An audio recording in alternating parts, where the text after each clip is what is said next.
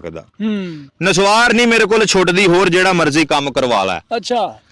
ਉਹਨੇ ਆਖਿਆ ਜਾਂ ਨਸਵਾਰ ਛੱਡ ਦੇ ਜਾਂ ਮੈਨੂੰ ਛੱਡ ਦੇ, ਓਏ ਹੋਏ ਕੰਮ ਦੋਵੇਂ ਹੀ ਔਖੇ। ਹਾਂ। ਮੈਂ ਸੋਚੀ ਪੈ ਗਿਆ ਵੀ ਕੀ ਕਰਾਂ। ਅੱਛਾ। ਨਸਵਾਰ ਛੱਡਾਂ ਜਾਂ ਪਿਆਰ ਛੱਡਾਂ। ਹਾਂ। ਫਿਰ ਮੈਂ ਫੈਸਲਾ ਕੀਤਾ ਇੱਕ। ਅੱਛਾ। ਮੈਂ ਕਿਹਾ ਤੂੰ ਮੇਰੇ ਨਾਲ ਸੱਚਾ ਪਿਆਰ ਕਰਨੀ ਏ? ਹਾਂ। ਉਹਨੇ ਕਿਹਾ ਆਹੋ। ਮੈਂ ਕਿਹਾ ਤੂੰ ਇੱਕ ਨਸਵਾਰ ਦੀ ਚੁੰਡੀ 5 ਮਿੰਟ ਰੱਖ ਲੈ। ਅੱਛਾ।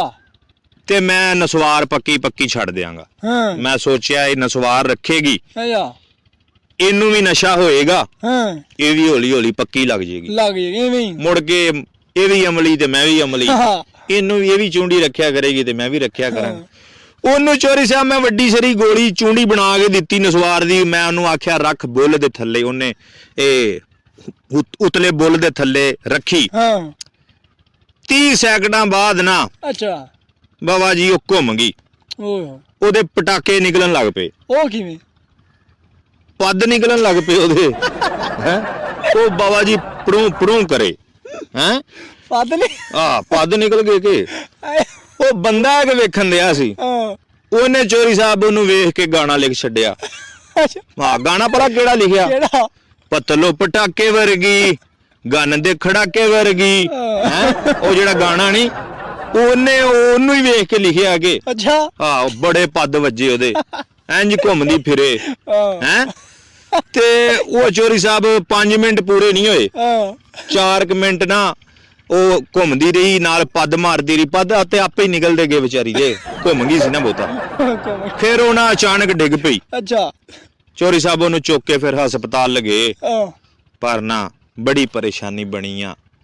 ਸੱਚਾ ਪਿਆਰ ਜਿਹੜਾ ਹੁੰਦਾ ਨਾ, ਸੱਚਾ, ਓਏ ਨਹੀਂ ਬੰਦੇ ਨੂੰ ਭੁੱਲਦਾ।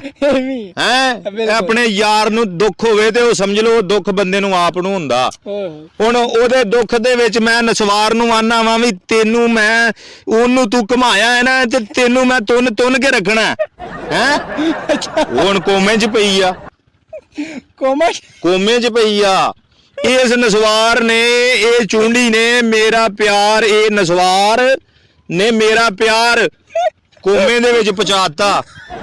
ਉੱਤੋਂ ਗਰੀਬਣੀ ਪਤਲੋ ਦੇ ਪੱਦ ਕਢਾਤੇ।